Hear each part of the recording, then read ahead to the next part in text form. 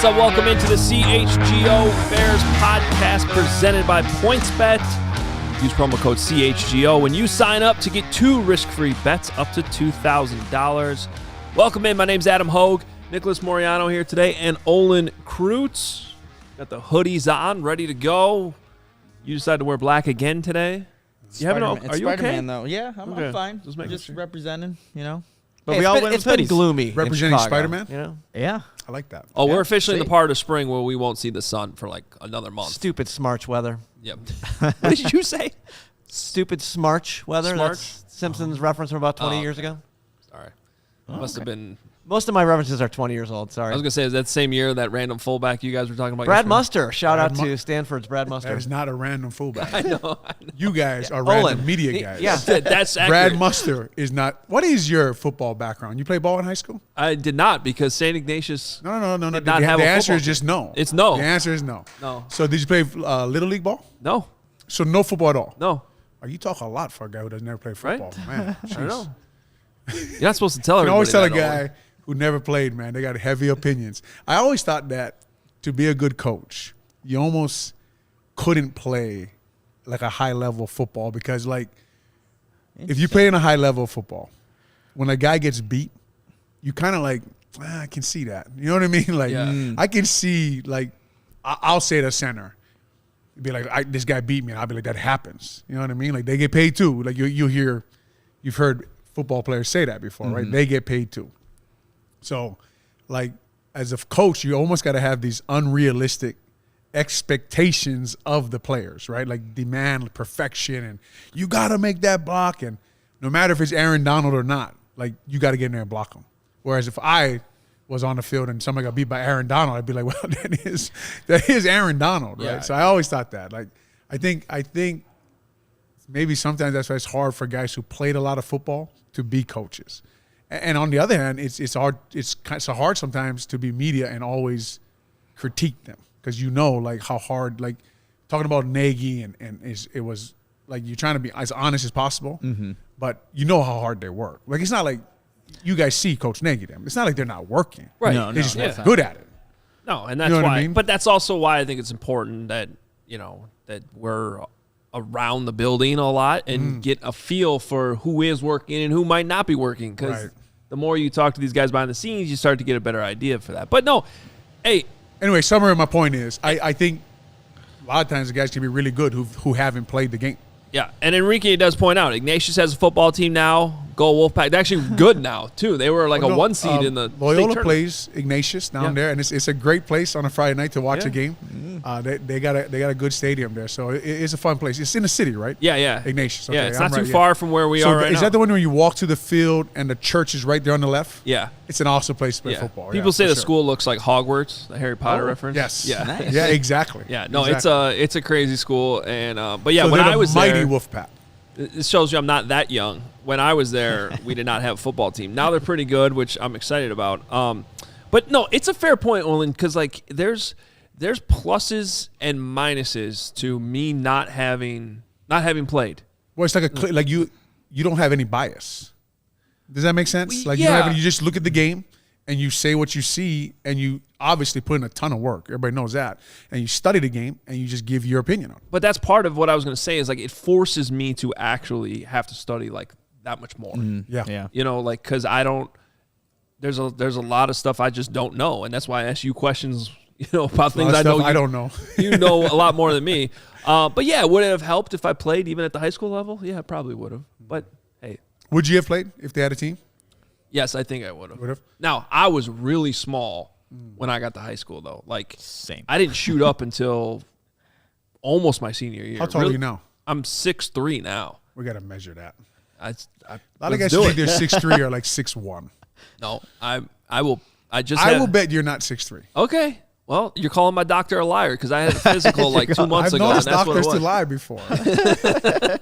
Now, are we doing like so at the combine now? I don't know if they still do this, but you have to stand on your heels. Yeah. Like you have to pick your feet up against the wall, Yeah, my heels were down. but your feet have to come up. You know what I mean? Oh, I Like, see what you're saying. The yeah. front. The front. Yeah. Yeah. Okay. Now, I don't know if they still do that, but they did that at the combine. Well, I did not have my physical done at the combine, so I don't know what the rules were. But they said to me, so Benji Olsen, I don't know if you guys know the name, but Benji Olsen was my teammate at University of Washington, and he was a very good guard, and he was at the combine with me. And they measured me, and they're like 6'0", and I was like, "Oh man!" Like I didn't even make 6'1". Right? So they're like 6. I think I measured 6'2" and a quarter or 2 or 3 quarters, and he screams out in the room. He's like, "There's no way in hell he's 6'2". I was like, "Benji, I'm trying to make money here, man." yeah, come on. 6'0". When they said 6'0", I was like, "Oh man," because I never stood on my heels before. Right, like you're standing on your heels in shorts and no shirt, and they're like, and the whole room has people in front of you. 6'02". I was like, oh man. That's well, it still worked out for you. Mm-hmm. You set the standard. You're like the Well, Russell Wilson of centers. I think Hilgenberg beat me to it. Yeah, that's true. That's true. All right, well, welcome into the CHGO Bears Podcast. Got a lot of good stuff planned for you today. Make sure you're following us on Twitter at CHGO_sports and _Bears. Also, personally, at Adam Hoge, at Nicholas Moreano, at Olin _Kreutz. Not selling PS5s. Nope. Not this time. Not this time. Are you back up and running? I'm back up and running. Okay, yes. good. I mean, we missed you. It was, Yeah. Twitter was a lonely least place without you. somebody I'm like, man, I haven't gotten like an aggressive gift sent at me in like 2 weeks. Like, what's wrong here?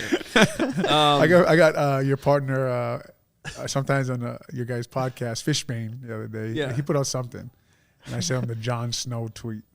With, The where sword? he's facing Yeah, the yeah. army. I forgot what he was tweeting. Oh, something telling everybody to relax about the Dakota Dozier signing. Oh, yeah. No. And I was like, this is you versus the Twitter mob. Oh, that's Tell fun the on Twitter mob man. to relax. You'll be in trouble, Nicholas, yeah. I'll tell you. People yeah. were upset about that signing yesterday. Were they really? Oh, man. yeah. Yeah, we'll get to that. We'll get to another O-lineman. It looks like the Bears are at least trying to get. First, though, we do want to give a shout-out to our guy Will's family.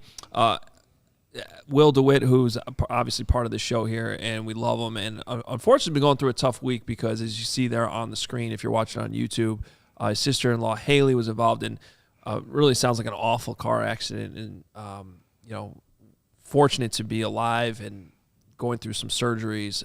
So if there's anything you can do, any of our great loyal listeners out there, if you can support in any way, we appreciate it. The GoFundMe link is there on the screen.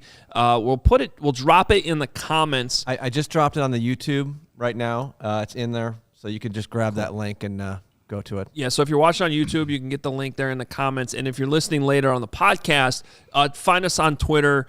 You can go to Will's page at Will DeWitt with the L's being ones, or I just put it out. Olin put it out. I know it's on Nick. So any of our Twitter accounts, you can find that link. And we appreciate any help you can give to Will's family in what's tragedy, but also sounds a miracle that she's alive. So we're obviously happy about that.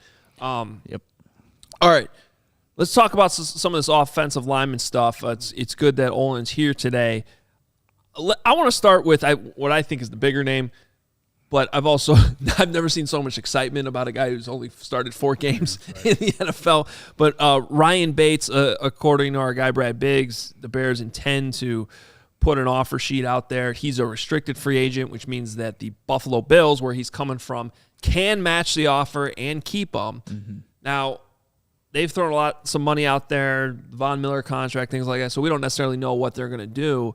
But, Olin, from what you've seen from Ryan Bates, what do you see in him for a guy who would, similar to Lucas Patrick, but with even less starting experience, would be coming as a backup and you're plugging him in to essentially be a starter here in Chicago? Yeah, he played, I know, one game early in the year when their right guard got hurt, and then he finished the last 3. Is that right? Yeah. And just watching the little I've watched of him, and I think he's a Penn State product. I think he played left tackle at Penn State. Just like we talked about the last podcast, right? When you look at these Chicago Bear free agent signings, it's like that Spider-Man gif where they're all pointing at each other, right? So he's not – he gives you competition, right? He's a guy I think he could fill in, say, if you did get a Teron Armstead and put him next to Teron Armstead. But as far as a guy who helps you take the next step on your offensive line, dominate a game, a guy you're going to run behind on 3rd and 1, a guy you'll leave one-on-one in pass protection against some of the best pass rushers on the inside in the league. I wouldn't say he's that guy, right? But they're getting a lot of these developmental pieces, and they do need to infuse competition into this offensive line. Like you guys said, they signed Dakota Dozier. They talked about early in the years at the Combine, I think it was, and correct me if I'm wrong, Adam, Nicholas, but Ryan Poe said we got to get smaller and quicker, right? And these are kind of tall, lean guys, right? Dakota Dozier is a lean guy. I think Bates weighs him. I think he's listed at like 305. When you look at him on film, he looks like 6'4", 605, long and lean. So it looks like they're getting long and lean at guard. Now, is he better than James Daniels? No, he's not better than James Daniels, right? And they got Cody Whitehair there. So we're waiting for that big signing, the guy who's going to change their culture, change their offensive line room, change the path this offensive line has been on since Ryan Pace actually announced that the O-line was a problem in 2019. And we have not seen that kind of signing as of yet, right? They let Teron Armstead, I'm sure you guys talked about it, but he got $15 million. Trent Williams at 33 makes 23. Bakhtiari at 30 makes 23. Armstead, you know who makes $15 million a year? Taylor Decker, right? Colton Miller, the left tackle for the Raiders, makes $18 million a year. Jake Matthews for the Falcons makes $18 million a year. So, obviously, you get a guy who has that injury history, you'll get a deal on him. The one thing I didn't know, I don't know if I'm sure you guys did, but you know Teron Armstead is from Illinois? I actually did not know that. Yeah, I didn't know that he's from I was wondering, I'd heard from people that it was between Chicago and he wanted to Chicago or Miami. I'd heard that from people who knew him, and I was wondering what was his tie to Chicago, but Cahokia. Oh, Did I say that right? Cahokia, Illinois. Cahokia, Illinois, and I guess he just built a community center down there. So he is. This is his home team, right? So it makes sense. Anyway, he is now for the Dolphins. So. Oh, that's down by St. Louis. I see. But he now plays for the Dolphins. So that's but it's not it's Ryan Bates. It's Lucas Patrick, right? It's Dakota Dozier. Are they huge upgrades from the guys we had last year? No. So you're almost hoping they fit well into the scheme, right? They're scheme guys for this outside zone scheme, which, to be honest with you, when I watched Lucas Patrick's film, outside zone is not his strength, right? He's not going to get his head across of a nose guard and give you that lane. But it's interesting because that's not Montgomery's strength either as a running back. So you see him go get a couple Titans guys, right? And the Titans, they run the outside zone to death. Right, I think their offensive line coach is Kevin Carter, who actually was the assistant offensive line coach under Morgan in Atlanta.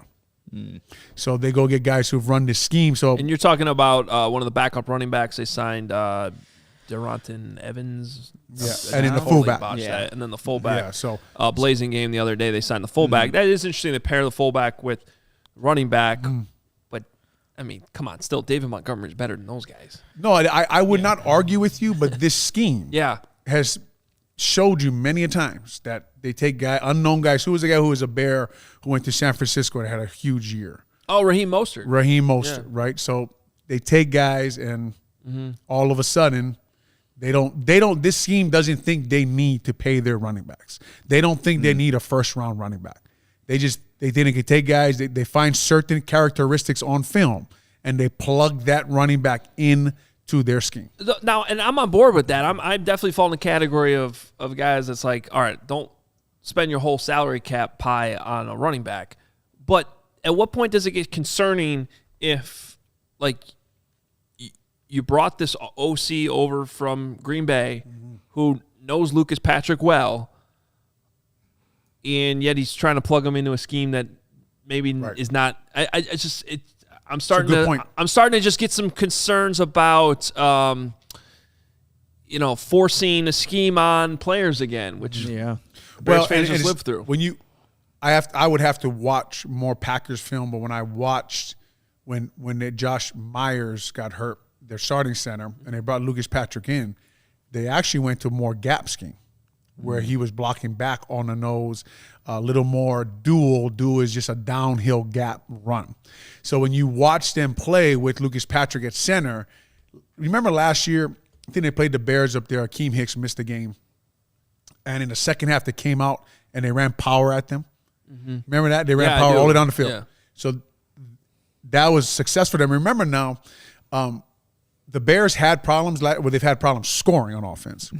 But their run game wasn't their problem, right? Yeah. Their problem was their pass game. I think it was 30th in the league and was scoring points. So they were actually better at running the ball than the Packers were, right? The Bears were, which is weird with Aaron Jones and A.J. Dillon and Devontae Adams and Aaron Rodgers. You think you would get a light box and you'd be able to run the ball. The Packers weren't very good at running the ball last year with Lucas Patrick at center.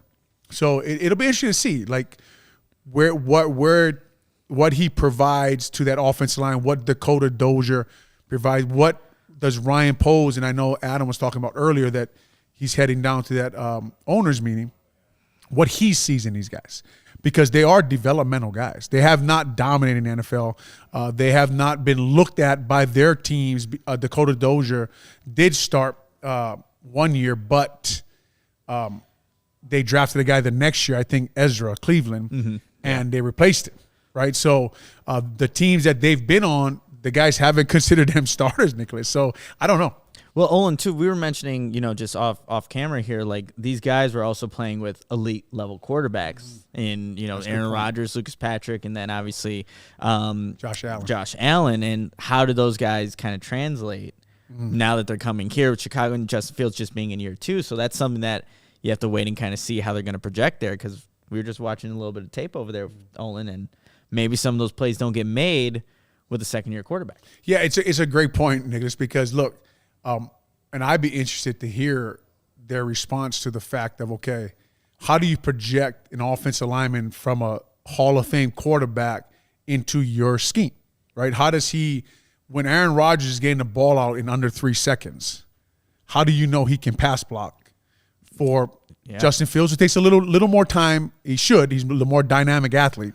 He takes a little more time in the pocket than Aaron Rodgers does, right? So, it's just they are getting – we wondered earlier, was Ryan Poles just talking when he said they wanted to get quicker, have guys lose some weight? We run this outside zone scheme.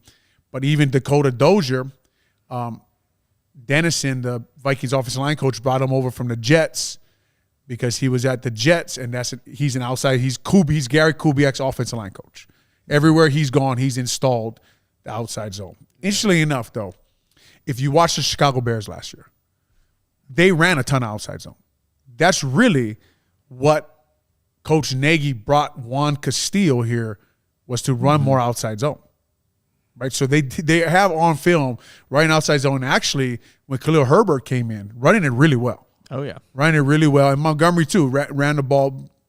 We keep saying, especially when they had Justin Fields at quarterback, they were a good running football team. They were hard to stop in a lot of games. When you watch them, I think for a good part of the year, I think they were a top 10 running team in the NFL. I could be wrong, but I thought I remembered them actually being a top 10 for a while when Fields was a starter, because obviously he's giving you a lot of yards with his legs. But it'll be interesting to see, to compare and contrast these guys once they get them all on the field. Once Adam keeps, people keep saying that this scheme, just the coaching staff, is going to make the offense better. We're hoping. Well, but here's what I hope, and actually let's bring in the super chat because it kind of has to do with what I was about to say. This from Dupes. Fun fullback fact. We've been talking a lot about fullbacks here all of a sudden. Green Bay's fullback usage was the lowest in the league last year at 0 snaps. But one of the first moves we should say Bears made for Getsy was getting a fullback. So, and that's what I was going to say. I mean, the NFC North has some fullbacks, but I didn't remember one being on the Packers, so that checks out. Checks box.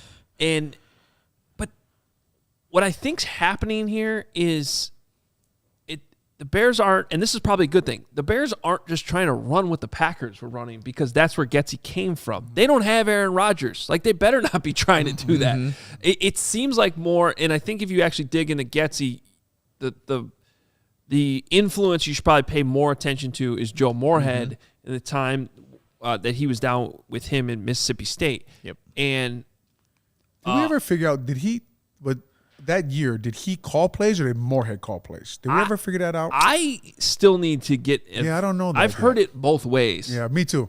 And I haven't gotten the official. And it's okay if you go both ways. Yeah. 2022. Why not? Yeah, no, everything's okay. I mean, I was expecting like a noise that like. Sorry about that, Adam. no, it's all good. You got to be on your toes when Olin's here. But I think what's happening here is they are pulling influences, and hopefully, what it results in is them being flexible to whatever works for their players. Right. Yeah, so well said. So they're giving a couple options here. Let's get a fullback into camp. Maybe that works. Maybe it doesn't. Maybe after the preseason and after they install everything in training camp, they have a better idea what's working, what their offense will really be. They go, oh, let's keep the fullback. Or, you know what, we don't need him. We'll cut him. We'll move on without a fullback. I think that's what's happening here. I hope that's what's happening here. I'm still just overall worried about the talent level that's there because as we've talked so many times on the show, including with you, Olin, just one lockdown tackle could make such a big difference on the rest of the offensive line. And right now it looks like they're reaching to develop each spot again. Because the other thing we got to talk about here is, and I think this is a comment from AJ, does this mean that Jenkins and Borum are on the outside? I mean, as of right now, it sure looks like it. Yeah, I mean, you could almost see them calling Peters again, right? Calling him, bringing him back. Yeah. Because, Off the fishing boat. I mean, he did a nice job for you last year. Yeah. Did a lot better job than most people thought. And you got to believe when Poe's turned the film on and Ian Cunningham, his assistant general manager, when they turned the film on with Chris Morgan and watch what Peters did, you got to believe they liked some of it. Right, I mean, the guy played pretty damn good football. So we are at the point, and Adam makes a great point, man, because again, we talked about like, okay, now we're at the point of they're not going to get any free agents who make a huge difference. So we're talking again about where is Cole Kmet in his third year, right? Where is Tevin Jenkins and Larry Borum in their second year? How are we developing players? And then you have to talk about Salazar. You have to talk about Jimmy Arthur. You have to talk about their performance department, their nutritionists, right? You have to talk about the people who help you develop these football players. Because if you look at a football building, the coaches are the skill developers, right? And here's where a lot of things get mixed up. The coaches develop skill, but everyone else in there making pretty damn good money. The strength coaches, the nutritionists, all the other people that they surround the players with. And if you guys have any time in your day, go on ChicagoBears.com and look how many people are hired as a football side of the building. The building is loaded with people who basically their job, by definition, is player development. That's what they should be doing there, developing football players, which you guys talked about they haven't done a great job of lately, right? So the young players have to – can Cody Whitehair become a Pro Bowl left guard? Now that Lucas Patrick, they got him in that center. Can Lucas Patrick become a dominant center, right? Can Cole Kmet become a threat at tight end? Can Mooney become a number one wide receiver? Can David Montgomery dominate a game? What is Justin Fields, right? So Roquan Smith, can he actually become a perennial all-pro type player, right? Jaylon Johnson, shutdown cornerback. Eddie Jackson, can we develop him back to what he was? Mm-hmm. So it's a great point, man. And who is doing that work for the Chicago Bears? And then your whole building. When people talk about culture, that's what they talk about. The development of football players. And I hate to keep going back to this guy because I know he's gone already, but that's where a guy like Teron Armstead, who plays at such an extremely high level when he does play. I understand his misses games and stuff, but that's why he doesn't get $24 million a year. That's why you offer him 15. But he can show these guys what elite looks like. Yeah. Because listen, you run with the lame and you gain a limp. Okay? That is a fact. So if you don't have elite football players in your building, no one knows what it looks like. No one knows what it looks like. So they have to figure out a way to get these players to take the next step. Or I've heard Adam say many times, I heard Nicholas say many times, Justin Fields this year will not take another step just because of coaching. He will not. You got to have players. Yeah. You got to have them. A team that done that is the Miami Dolphins. They got Armstead. They go and trade for Tyreek Hill. What do you kind of make of what they're doing for a young quarterback in Tua? And obviously, you can't compare it to what they've done in Chicago because there is nothing really to compare it to. But what do you just make of all the moves that the Dolphins have made so far? Yeah, it's an interesting. I mean, Waddle, Tyreek Hill, those are two very good weapons. Teron Armstead. They have Eichenberg is a tackle they drafted out of Notre Dame last year. So they have other guys. They signed the guard from the Cowboys, Connor Williams. So Gesicki they had you're right. too. They had Gesicki, their tight end. They have surrounded Tua with a lot of weapons, and they got Mike McDaniel, I think is the coach's name, down there. I heard Adam say a lot of guys are a fan of his. I'm an old school football guy. He kind of, we'll see. I mean, to me, he's you gotta the understand, one. though, it's a little bit of a bit. No, I understand how much I love him. It's a little bit of a bit. No, I understand that. But I just, for me, it's like, he's the one question mark I have there, right? I don't know. I can't figure out what this guy is, right? Like, I guess he's kind of like me, right? He didn't play the game. He's just trying to figure it out. Hey, well, Kyle Shanahan now, when you're with Kyle Shanahan, right? Like, it's kind of like the everybody keeps saying the Kyle Shanahan scheme. No matter who his offensive line coach is, they've been able to run the ball when Kyle Shanahan is around. Maybe it's Kyle Shanahan, right? Maybe it's he's that good at what he does. Learned under Gary Kubiak. So, but I don't know if I want to go all in like that. My problem is when I watch the NFL now and I say, okay, Russell Wilson comes off the board. Deshaun Watson comes off the board. Tyreek Hill comes off the board. Teron Armstead comes off the board. There's not a lot of guys. Like, that's not going to happen again. Like, there's not a lot of guys like these guys, right? Like Tyreek Hill, even though maybe not as polished as Devontae Adams, no one scares you more when he's on the field.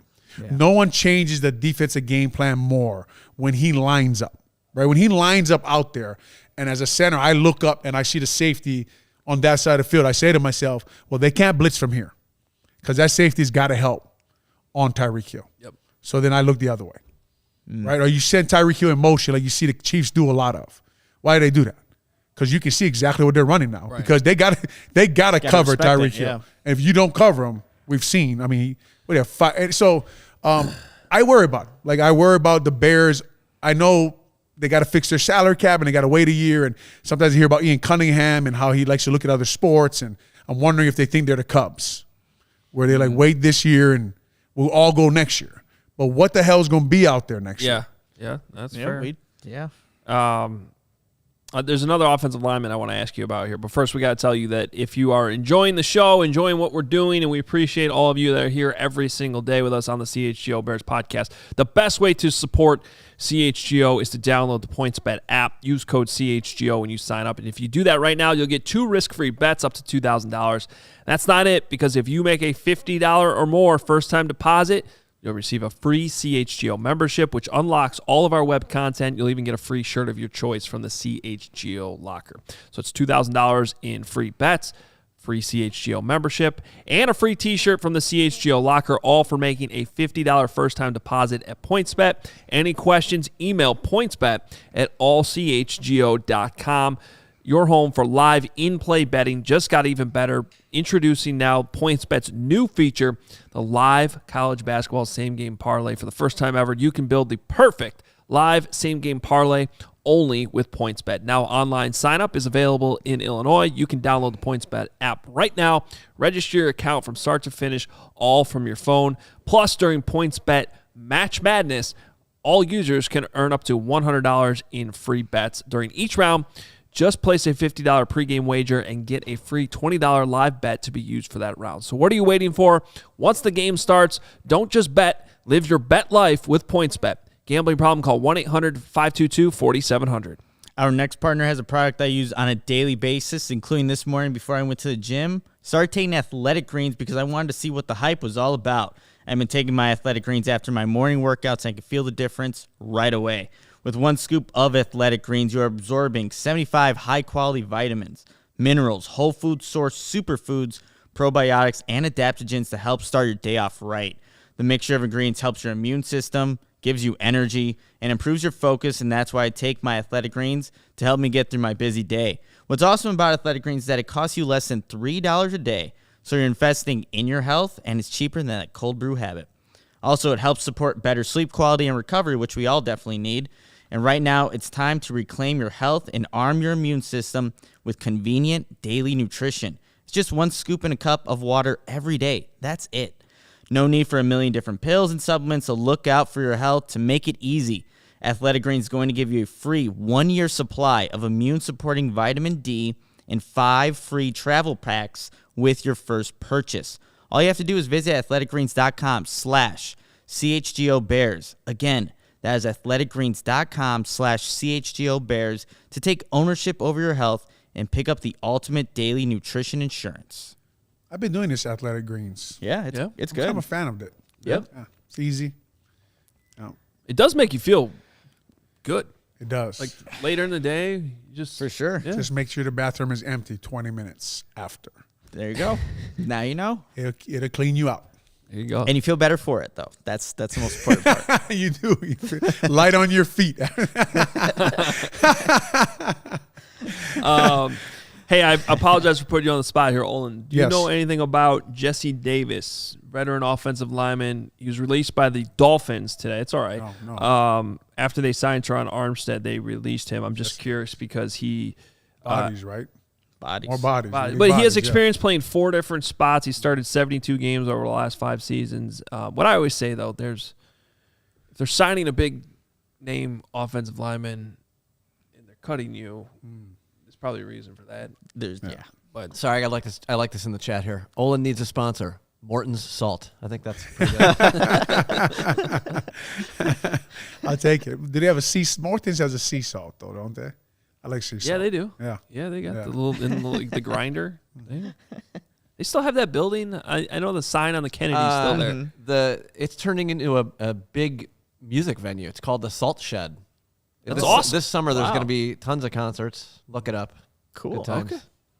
That sounds intriguing. I mean, Salt that shed. Morton Salt sign has been there since I think I was born. Yeah. Oh yeah, Been there forever. she's holding the umbrella. Who's playing at the United Center this week? The Bulls. No, the college hoops, right? Isn't it? Yeah. Oh yeah, there's the college basketball. Oh, isn't Sweet Iowa 16? State, which Yeah. Yeah, big on Iowa State. Iowa. So yeah, had to bring it up. I did. Right. The Wisconsin Badgers are not playing there. That's true too. Oof. So it's Iowa State, but it's not like a interesting game. Providence is Iowa State playing Providence? Kansas playing Providence. Okay, I'd be looking for an upset there, maybe. Providence. Providence is good. Mm-hmm. Providence is good. They're well coached. Love Ed Mooney. Ed Mooney? Wait, What? what's his name? Ed Cooley. Ed Cooley. Sorry. Yeah. Thinking of He's a Darnell good coach. Mooney. He's a really good coach. Ed Mooney is Darnell's cousin. Yep. Yeah, sure. Iowa State's playing Miami, who upset Auburn. So there you go. And there's your college basketball talk for today's show. There you go. All right. What are we doing next here? A lot of offensive lineman talk.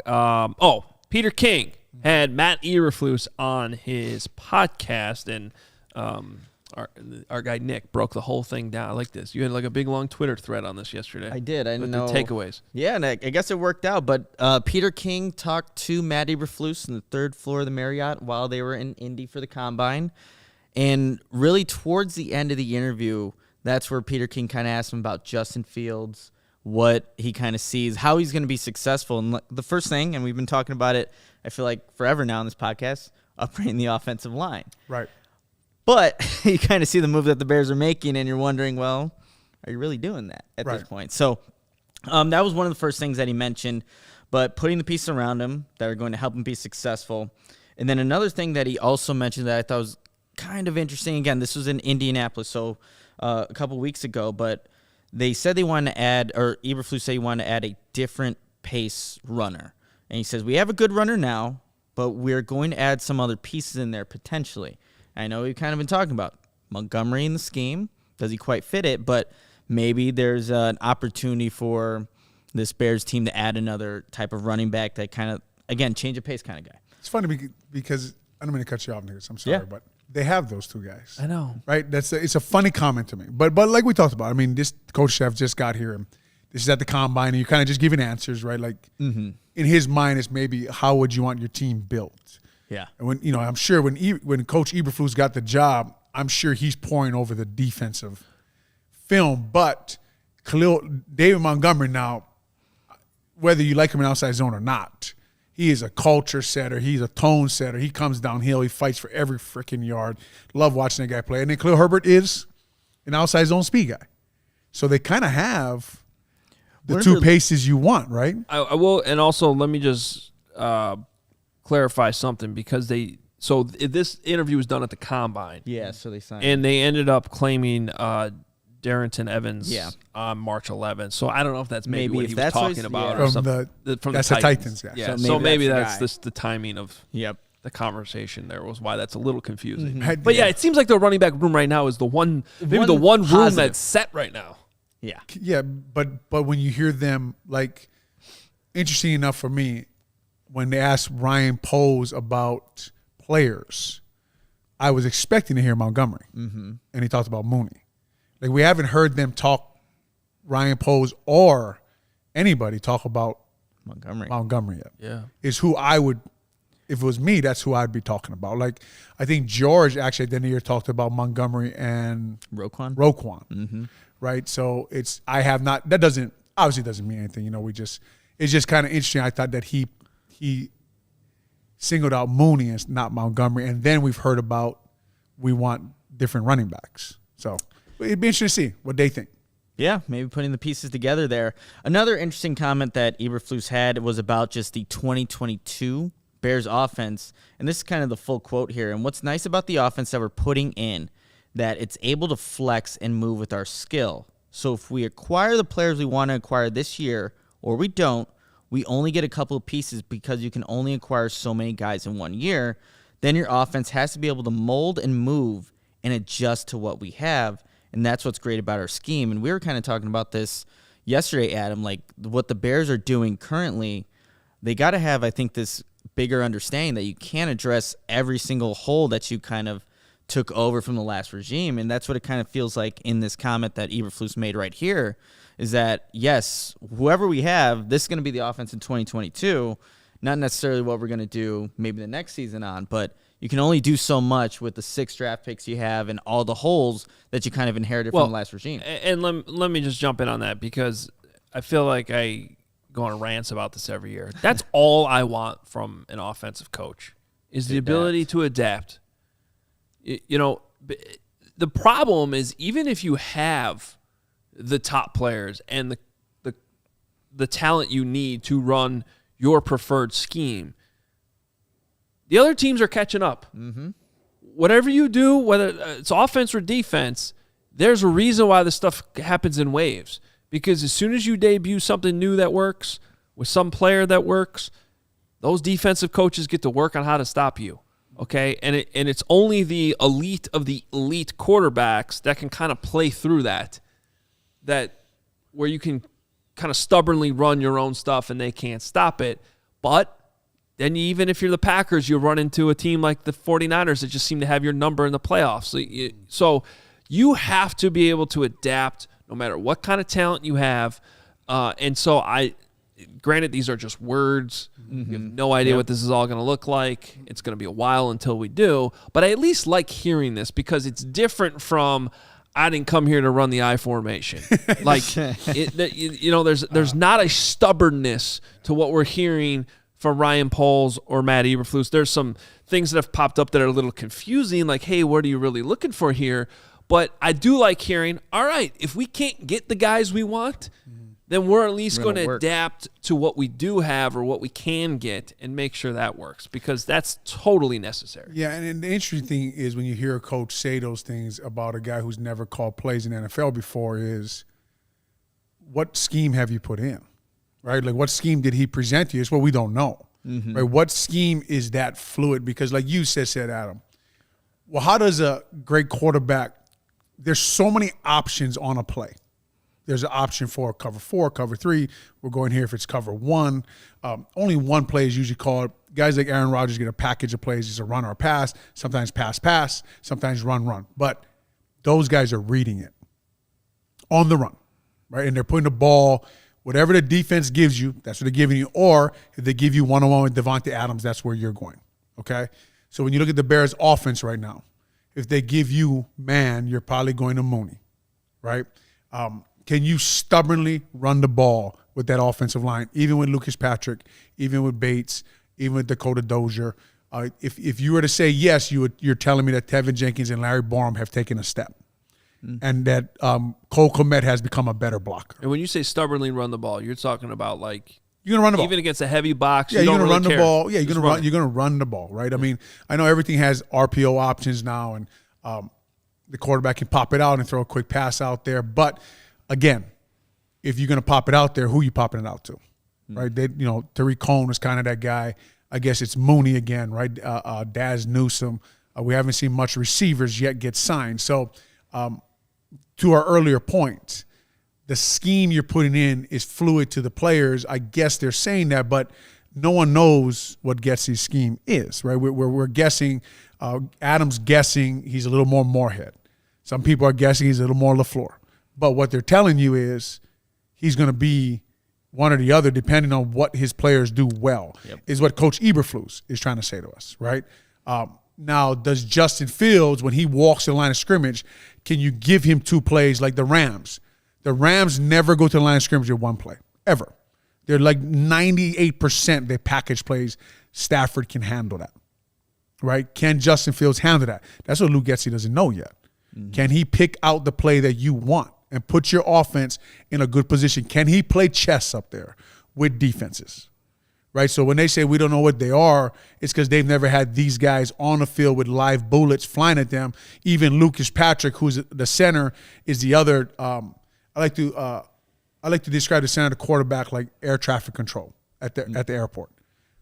If the guys aren't there who can do it, all of a sudden airplanes are running into each other. That's what happens on a football field, right? So we saw that with when the Bears told you we're going to move James Daniels from center to guard, and everybody's wondering, what the hell are you talking about?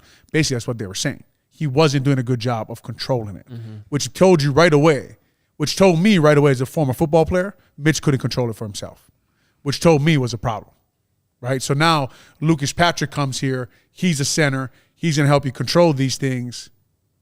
Well, Aaron Rodgers does that in Green Bay. So I don't even know if he can do that. So it's just interesting when you hear, okay, we're fluid, right? We don't know what we are yet. I think he's not. I think what he's telling you is they don't know what they are yet. They don't know what scheme they are yet. And they have all these concepts. Yeah. They have all these things they want to do, but they're going to do what they do best, what Justin Fields does best. And I feel like a big part of that is what you're saying, the quarterback spot. They don't know what Justin can do yet, especially from – like they know he's talented. They know he has a cannon. They know he can run. But can he do exactly what you're talking about, which is that's a good analogy with the air traffic control. Can he navigate what's out there pre-snap and do it quickly post-snap, which has also been, I think.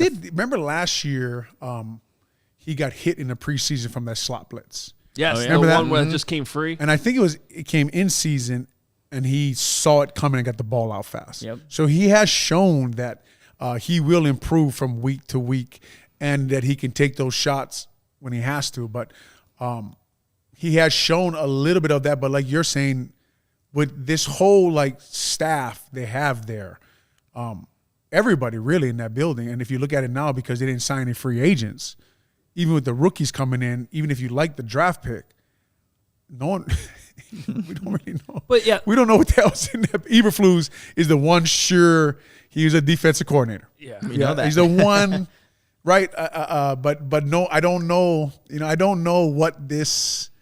I don't know what this offense is. I mean, everybody is young. Janoko is their quarterback coach, right? Who's there to help Getsy? I don't think did they hire an offensive senior advisor? No, but. Let me double check that, but I know one thing they did is Tyke Tolbert, the wide receivers coach, is a passing game coordinator. He's a good football coach from what I hear. I think he might. People rave about Tyke Tolbert. I think he might actually be at Cincinnati's pro day today too. Alec Pierce. Alec Pierce. So, but one of the things I want to bring up too is one area I think the coaches are working at a disadvantage from in their evaluation of Justin Fields is like I like to compare this to the Chargers changing their coaching staff last year after Justin Herbert's rookie year. You had a pretty good idea what Justin Herbert was. Despite the Chargers' struggles, despite the fact they still felt like they needed to change their coaching staff, Herbert put a lot on film in his rookie year that you knew you could pretty much count on, and then he took it to another level with the new staff last year. I blame zero of this on Justin Fields. I just think the position that he was consistently put in last year has left this uncertainty that isn't really his fault. No. Like, they just sort of wasted too much of his rookie year, and so you're probably trying to grasp examples like you just brought up, Olin, which is one I agree with. Like, hey, look, here's an example of something you screwed up in the preseason.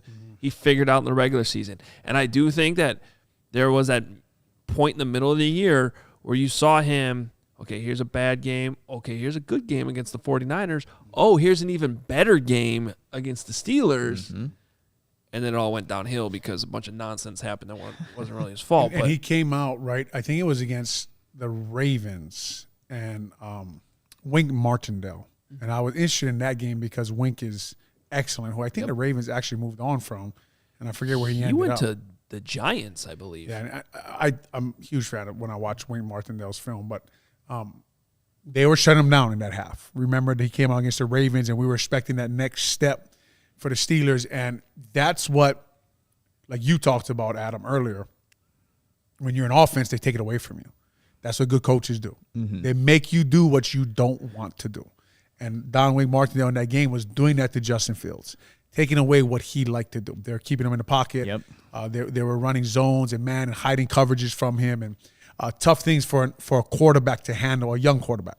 So I wanted to see him in that game. Then he got injured. I think they went back to Dalton, and like you're saying, it was just the situation was just weird the whole year. But there's things when you watch, you immediately think about the outside zone system. There were times last year when they faked the outside zone and Justin Fields booted out and he ran. I mean, when he's on the run, when he's outside the pocket. I mean, how many times would you watch the game, and I'm sure Getsy is thinking it himself, like, run a screen. Get him outside the pocket. Run something that gets him moving around. Yeah. And they just kept him in that. So that is what you're expecting to see from them early on. Make the game easy on a young quarterback. The problem is if these guys don't take a step, there's no one else out there now. I mean, you could get a good – don't get me wrong. You could hit in the second round. You could hit anywhere in the draft, really, on a receiver or a lineman or a running back or something. But, man, there's no one changes the game for Justin Fields. No one lines up and says, man, that's Tyreek Hill out there. You know, I know it's $30 million a year, but, man, Tyreek Hill. Mm-hmm. I mean, you put him on the field. Your whole offense changes, right? Teron Armstead. But it posed them. We're going to try to find their own, and I credit them for that. I mean, that's not easy to do. But like we talked about a lot on this podcast, gosh, you're taking a chance with a young quarterback and a young offensive coordinator, right? Like Getsy, we're still trying to figure out if he's ever called plays anywhere. No one knows, right? Chris Morgan was assistant O-line coach in Pittsburgh last year. My immediate question is, why'd you go from the Falcons run game coordinator to an assistant? Why couldn't you get a job? That's my immediate question. Like, Janoko, he's all of a sudden a quarterback coach, under Clint Kubiak, but he did mostly O-line work. Like, we don't know much about this staff. We don't know much about them. Who's going to help them adjust at halftime?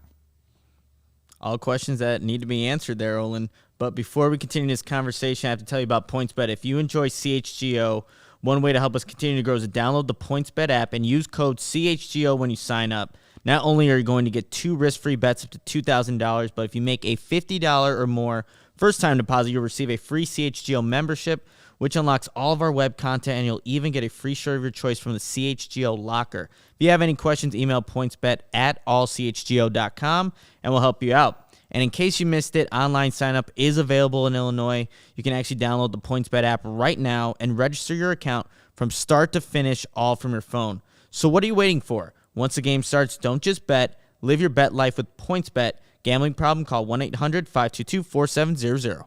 Hey, do you ever feel anxious or jittery after drinking coffee? Do you have trouble staying focused during the day or have trouble falling asleep at night? Are aches and pains holding you back from enjoying your day to the fullest? Strava coffee, fortified with broad-spectrum hemp-derived CBD, has already helped thousands of people to improve their overall quality of life by simply enjoying a delicious cup of Strava coffee. Strava Craft Coffee is a premium CBD-infused coffee that is exclusively sourced and roasted from premium specialty grade coffee beans. The infusion of CBD adds so many benefits, like help with chronic headaches, joint pain, IBS, so much more, and no coffee jitters. If you want to have 3 or 4 cups a day, like my wife, I tell her that's too much. But if you want to go that route, the coffee jitters, you don't have to deal with them. You'll feel less anxious throughout your day. You live your day with fewer aches and pains. That's always good. Feel alert and focused without that jittery feeling. Hey, relax, de-stress after a long day, and you can enjoy a more restful sleep. Strava also offers CBD-infused decaf coffee, which is a perfect way to relax in the evening, and a nighttime full-spectrum CBD, which helps promote more restful, rejuvenating sleep. So if that's more down your alley, you could take advantage of that. So subscribe and save with the Strava Coffee Club. Customized subscriptions mean that you never have to buy coffee in the store again. It'll just show up on your doorstep every 2, 4, 6, or 8 weeks. Whichever one you prefer, you get to pick. Plus, you receive up to 30% off your CBD-infused coffee every time. Strava also offers CBD-infused decaf coffee. And the best part is that Strava roasts fresh and ships straight to your door. CHGO listeners, this is the part you need to pay attention to. You can save 25% off your entire purchase when you use code CHGO25. That's 25% off your entire order at StravaCraftCoffee.com. Use that code CHGO25 at checkout. Discount coupon valid on non-subscription purchases only. 1 use per customer. All right. Last thing real quick I wanted to touch on, though, from that interview that you were talking about was something we had sort of already gotten wind of, but Matt Eberflus is taking the initiative to reach out to a bunch of Bears alumni. Okay, so you had this in your tweet. This is, again, from Peter King's interview with Matt Eberflus, Dick Butkus, Julius Peppers, Brian Urlacher, Lance Briggs, and Charles Tillman, who is expected to attend a spring practice and help teach the peanut punch. And I had a conversation with Jimbo Covert at the Super Bowl where he also told me that, Eberflus sent him a text right away. There seems to be a name missing there. I'm trying to figure it out. It's not coming to my brain, but it just seems First of all, you get to hang out with Jimbo. Jimbo's the best. He's awesome, man. He is such. First of all, he's such a. I've never. Oh, he's no. awesome. He's a great guy. He's a gentleman, man. And you could just tell, like, in a sense of like, you don't mess with him though. Like he gives you that vibe. You know what I mean? Like he can't be any nicer. And the whole time you're thinking like, I don't want to rub this guy the wrong way. Like he's just a good man. As far as Peanut Tillman goes, Peanut came to my gym and taught one of my sons the peanut punch. Amazing. I mean, the amount of knowledge that they'll get there. As far as the text goes, Eberflus, we were all calling each other like, "You think this is real?" Like no one could figure out if it was real or not. He has sent. I did get a text from Coach Eberflus. Okay. About just great to see. Right, it was cool. A cool text. You know what I mean? But I think George said like, if you're in the media, we don't want to put each other in bad situations.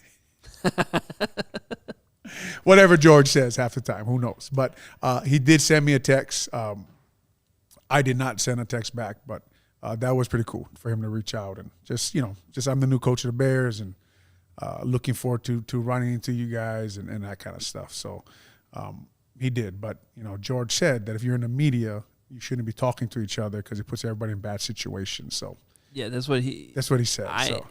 For those that missed that, no, because but let's say let's like George, I'm gonna break some news to you. Everybody in that building talks to us. Maybe you don't know that, but everybody in the building talks to everybody. But also, what he was really trying to say is that he doesn't trust you. Right. Like he was saying, I'm trying not to put them in a tough position where they don't know what to say. Right. Really little does he know, like we get all kinds of information that we don't let out.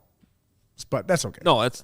But Coach Eberflus has reached out, and from what I hear about him, he is that kind of guy, football guy. I'm not shocked. Rod Marinelli is his mentor. I'm a big fan of Rod Marinelli's. I'm not shocked he does things the right way. I'm not shocked. He's learned under Rod. He's going to reach out to former players, get them involved, and like football guys, they love football guys. So. I'm not shocked to get a text from Coach Eberflus. They definitely hired a football guy. Yeah. And a lot of fans, like when they saw that tweet, they're super excited to see that, hey, Matt Eberflus is going out and reaching out to these Bears alumni. So Fans are excited. I hope I didn't get him fired by saying he did text me. Breaking news.